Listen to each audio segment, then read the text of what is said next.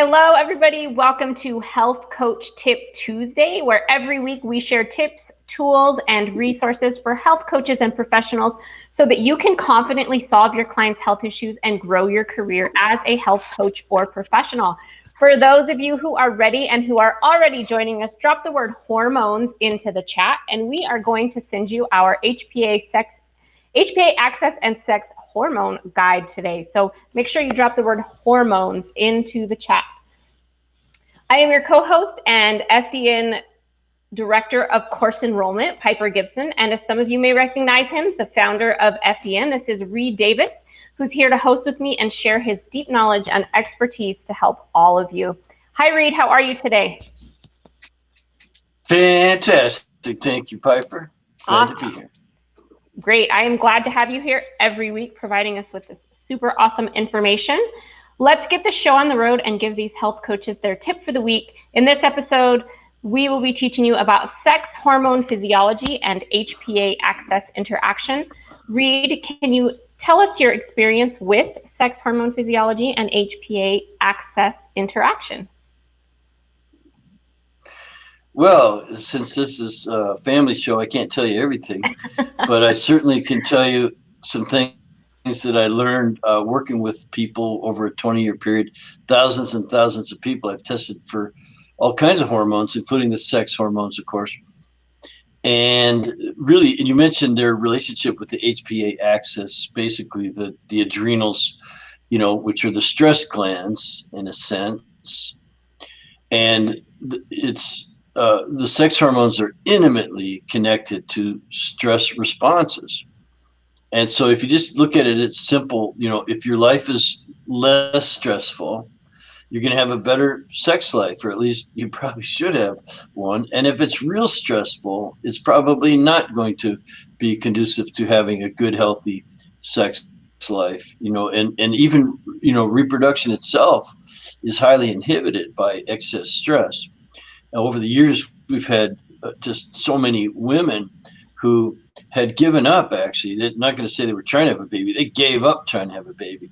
But as soon as they got all of the stressors handled, not just the mental, emotional stressors, but all the physical stressors, the chemical stressors, the environmental stressors, all of a sudden they're getting pregnant, and they're blaming it on me because I'm the one to help them get to that physical state. I actually had a lady call me up and say, Reed, literally my phone rings, I answer, and it's so-and-so, and I'm in the car with her husband, and we just left the doctor's office. He wants you to know that we're pregnant.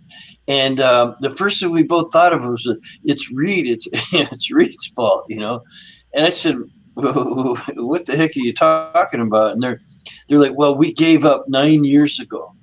Like, in other words, I've been working with this lady for about a year on her health. She had all kinds of fatigue and inflammation. She's overweight. She's tired. Her sex life wasn't that great. Just the muscle tone was poor. All kinds of sort of general complaints. So I've been working with her, just doing what we do as FDNs: health coaching, diet, rest, exercise, stress reduction supplements. I'd run a handful of labs and got her on a pathway and was working with her. And sure enough, she got healthy enough to conceive and got pregnant. And I didn't even know it was in other words, they had given up so long ago that they didn't even list that as one of their complaints. And so anyway, they just gave me the joyous news and were pointing fingers in my direction. And I guess it was in a good way after all. But that's the kind of thing, that's how much stress, and again, it's those hidden stressors that we always look for, are involved in the production of sex hormones and the ability to recreate, and even the desire to procreate, to even have sex. You know that when you're overstressed, that your libido goes down. Have you experienced that in your practice? I have. I don't see a lot of women because I do really specialize in kids, but the ones who I have that have seen me about this issue, yeah, they definitely see that low libido. And we really start to look for those hidden stressors, not just like you said, the mental, emotional, but, we're looking at foods, we're looking at toxins. Are they drinking out of plastic water bottles? Like, what are the things that they're doing in their lives that might be causing this issue or be contributing to it, part of the issue? Absolutely. So it's very cool in FDN, our world, we get to run some testing to see what's going on with the hormones. And we actually run the stress hormones and the sex hormones combined. They're that intimately connected that we look at them all in the same test. We get the cortisol rhythm, the circadian rhythm, what's going on with their main sex hormone, in a sense, DHEA, the parent of testosterone and estrogen. And we see that's really low in people with who are what we call cortisol dominant. I know we've talked about that on a previous Health Tip Tuesday. That when you're cortisol dominant, that's the cortisol versus the DHEA. These are the counterbalancing main hormones. You have cortisol, which is catabolic, and you have DHEA, which is anabolic. One breaks you down, one builds you up. And you need a balance of both. You want to, some breakdown is appropriate for the replacement of old cells with new ones and so on. But you want these things to be in balance. And when you're cortisol dominant, your DHEA is low. And again, that's the parent of your estrogen and your testosterone and these sex hormones. And you can be really not feeling it. It's neat to see it on paper. And again, I know you practice basically with kids, but you went through all the training. You did lots of women, and I'm sure you do the moms too, right? I do work with some moms. I do. Yeah, I think that's really important. In our practice, we had a lot of moms coming in with their kids. Fix my kid. We're like, well, what about you? Why don't we get you straightened out? Educate you on how to get well and stay well naturally, so you can be the leader in your family. It's almost impossible to get kids to do stuff that that's not being modeled in the home, eh? I do agree with that, and I will say that I do work with the whole family. So yes, they may bring their kid to me, but we are going to work on the whole family, because you can't do something to little Johnny that everyone else is not doing. So for sure, I definitely agree with that. So tell me a little bit, what makes FDN unique? What makes the training unique to help people solve this problem, to help health coaches use this in their practice? Well, I teach health coaches how to use lab work and corresponding all natural protocols. So lab directed protocols, lifestyle, so that they get results with their clients. And everybody's happy. It's kind of that simple. The lab work would include looking at some things that I discovered over many, many years of practice were the key elements, like hormones, the immune system, digestion, detoxification. You can run some labs, look at markers that indicate how well those things are working. Are those systems functioning the right way, or up to speed? Now, if they're dysfunctioning, dysfunctional, we don't just apply some agent, here, take this supplement or something like that. We figure out, how'd you get there? What led to you producing these test results? So we never treat the paper. We're always, helping that person self-treat. Most of us aren't medical doctors. We don't want to just prescribe an agent that's going to change the numbers on the paper.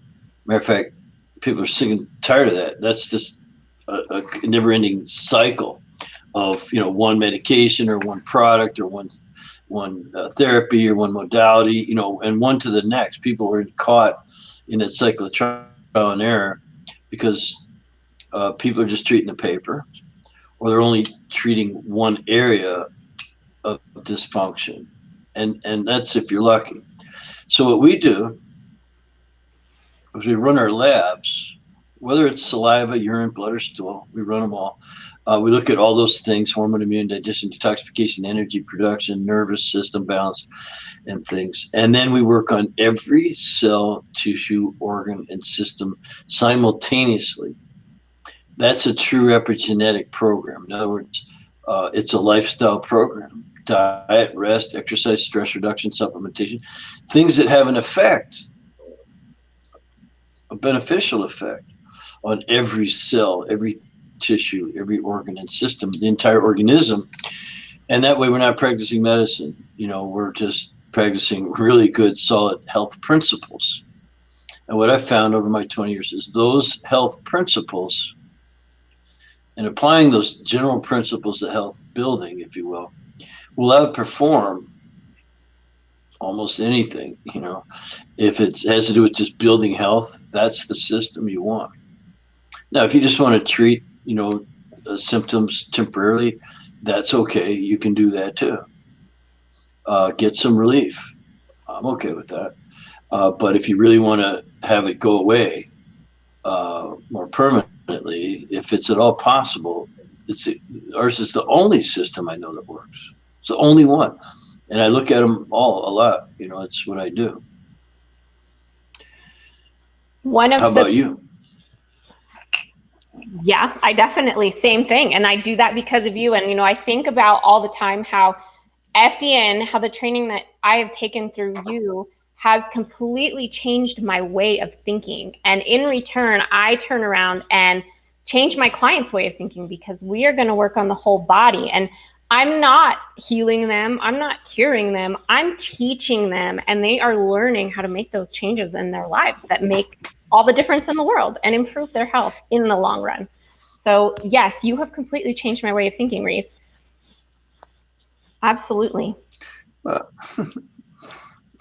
on that's good. Yeah. So on that note, one of the things that really changed the way I thought was using functional lab ranges. And I know when it comes to sex hormone physiology, that's something that's really important. Do you want to talk a little bit about functional lab ranges and how we use those? Sure. We're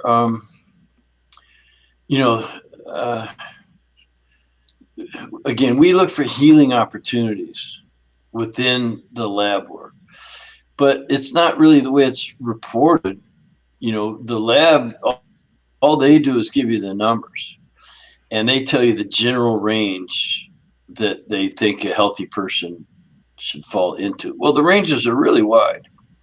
So it's almost impossible to say, here, if you're within this range, you're fine. That's absolutely incorrect. Matter of fact, I know that listeners and you and your clients and my clients and all of our thousands of students will say the same thing. They've been told, or know someone who's been told by their physician, that their blood work looks normal. It looks normal. You're fine. You're not diseased yet. So, and even if it's out of range, it's kind of got to be pretty far out of range before a physician will, quote unquote, intervene, and maybe that's what they should do at that point. If you're really far out of range, maybe you do need to see a physician, and hey, that where could that thing go? That thing could be pretty harmful if it keeps getting really far out of range. I'm thinking like, blood sugar or, some of these markers. Certainly, there's markers that you want to, blood pressure is a huge one. Unregulated or unmodified blood pressure, very dangerous. So if you're really far out of range, you probably should see a physician and get that checked. And, God forbid medication, but these things could save your life. And then, but they're meant to sort of slap you around and make you pay attention, is what I think. So back to your question, what if it's in range? Is there something more optimal?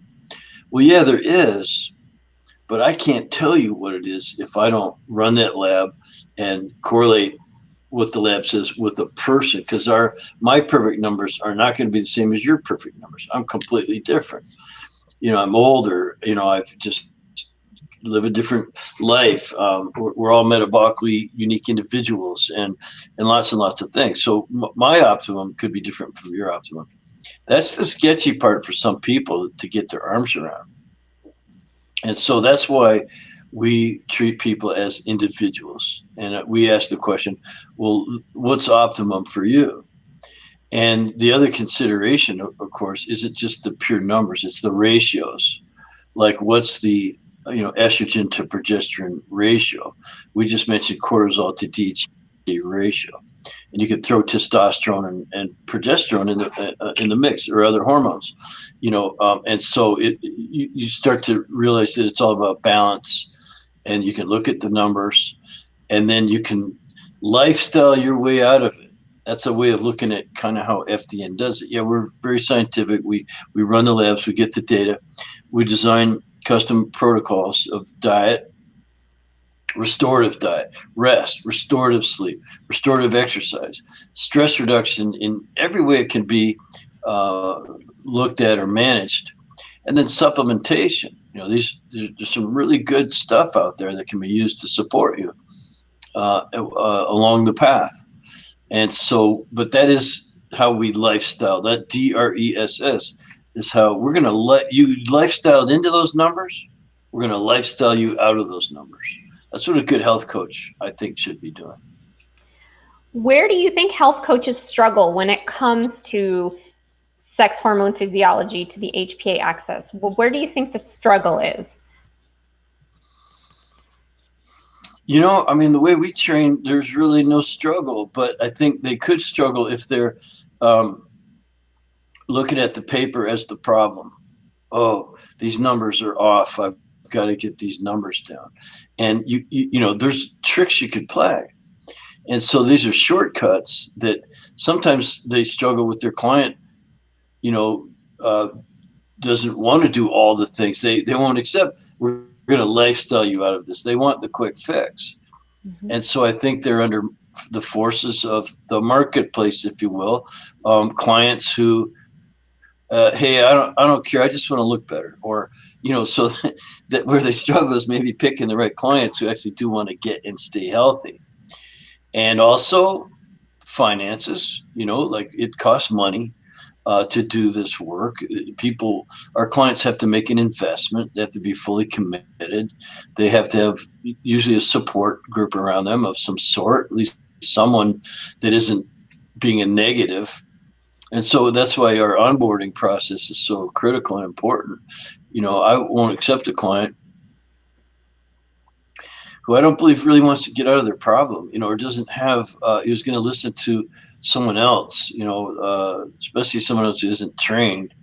And so we go through a pretty good, I think we've done that on one of these health coach tip Tuesdays. We've talked about how to onboard people. It's really important that you don't take on clients who aren't likely to be successful because they can't answer your questions sanely.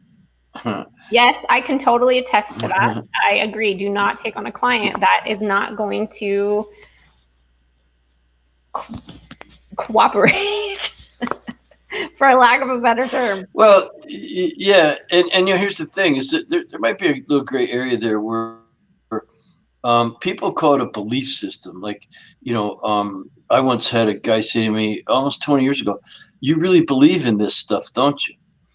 And I said, what I'm discovering is it's not a belief system. Santa Claus is a belief system. He's something you believe in or you don't. Good health and the way to get there isn't a belief system. There's steps and natural consequences that you have to understand. What are the steps? What are the natural consequences? The natural consequences of, living poorly are poor health. And the natural consequences, all things being equal, of modifying your behavior and how you live, how you eat and sleep and exercise, and the way you manage stress. And I do believe supplements are important. Those things really do matter. You see me drinking out of a steel container, and I take my supplement. I keep some right on my desk. I have more out in the kitchen right there and things. And, I might not always sleep perfectly. Everyone's got their little weak area, but I eat really well, and, I drive myself a little too hard in terms of sleep, but I exercise, regularly and not too hard. Certainly don't overdo it. And then manage stress the best I can with whether it's mental, emotional. I have my own ways of dealing with things. And, if it's other stress, I really try to avoid it. I test myself, about every year for parasites, bacteria, fungus, viruses, because you do pick things up. you know, I mean, I go out and enjoy myself and in contact with people. You're going to pick up stuff. And then foods, you can be sensitive to foods and not know it. That's why we test, and all the other stressors and so on. And you know, the thing about Does that answer?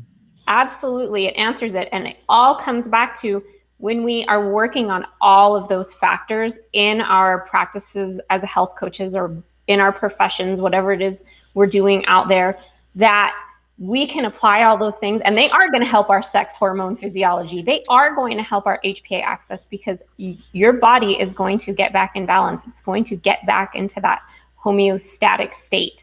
So yes, Reed absolutely answers the question, and it's going to help your entire body in the long run. So do you, all right. Do you have one or two things that you want these health coaches to take away with them today that might make a difference for them?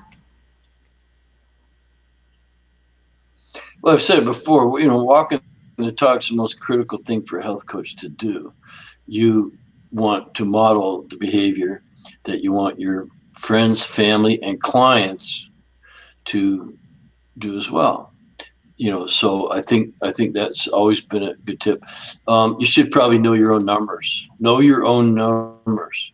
Like my testosterone, for instance. You know, I track it. Not like a fanatic or anything, but you know, I know that and DHEA levels need to be high in order to be youthful.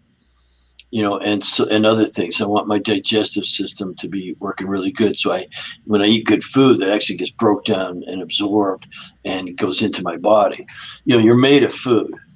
You're made of food. What else could you be made out of? You're not made out of, you know, you're made of food. So eat really good food, but digest, break it down, absorb it. Also, you don't want to collect toxins. So you can check for toxin levels and for the function of the organs that detoxify you, your liver and lymph and lungs and kidneys and your skin and, you know, all these things, you know, so you should know your own numbers. Make that the tip for the day. What are your numbers? I totally agree. I do know my numbers, and I will say, I know that there is a lot of women out there watching. I took the birth control pill for 20 years and recently stopped taking it. And so now I'm in the process of retesting and learning my own numbers, because, you know, I feel like it was doing more harm than good for myself personally. So I made a huge lifestyle change. And I honestly feel fantastic. So yes, I'm in the process of learning my own numbers at this point. So definitely something we can revisit after I figure that all out. For sure. Yeah, let me know how I can help you. And keep in mind that that's one of the other beauties of our FDN course, is that everyone going through it runs labs on themselves, and I pay for most of them. You know, like that's part of your tuition. You get to run labs on yourself, so you get to know your own numbers. Yeah, and I think that's a huge part of the FDN course. And one of the things that makes it really unique, you are going to learn how to walk the talk. You are going to learn how to do all the things and experience what it's like to be a client on the other side of an FDN. So yes, it is a huge, unique opportunity when you come to FDN to take the course. Well, Reed, that was a great topic today. Do you have any other takeaways? Well, yeah, I have a lot of them. But how about, you know, I noticed Andrew just asked about women with low T. Yeah. So again, low T could be a problem for women, especially as they, you know, when you age, some of these things just seem to go down. So you have to do the things that keep you more youthful and keep yourself cleaned up. So you can eat. There's certain foods. There's definitely foods that can help increase testosterone, but it's not just testosterone. It's all your useful hormones and things. And getting a good night's sleep, it's known for a fact. I mean, it's scientific. People who work the night shift have lower testosterone. You know, you need to get a really good night's sleep so your body detoxifies and you get a lot of balance in these things. Exercise, of course, building more muscle helps testosterone. Reducing stress will keep the stress hormones and therefore the sex hormones more balanced. And of course, there are supplements you could take. I hate to give away my secrets, but there's definitely things on the market that will help you a bit. But we don't want to just treat the paper. If you don't do the other stuff, then that's kind of like cheating. But there's definitely things out there, and they're really common knowledge. You can just Google it, and it'll tell you. And the one thing I'll tell you about supplements is that what worked for your neighbor, if you take it, could work. It could do nothing. It could actually make you worse. So there's no guarantee with outcomes for things. Again, just the best thing for you to do is your own research, see what's available. But we know that when you eat foods high in antioxidants, Andrea, that's going to help you fight off free radical damage. That helps every cell in your body and things like that. So lots of fresh food. Don't eat food with hormones in it. Stay away from meat that's been processed with hormones and antibiotics and things like that. So you have to eat your grass-fed type beef if you're eating beef, and naturally raised other farm animals, things, and lots of good veggies with lots of color in them. Be a good place to start. Well, don't you also want to look at, speaking of knowing your numbers, in this case, you would want to know your testosterone compared to your estrogen too, because if you're really estrogen dominant, that's going to make a huge difference as well, right, Reed? Yeah, definitely. I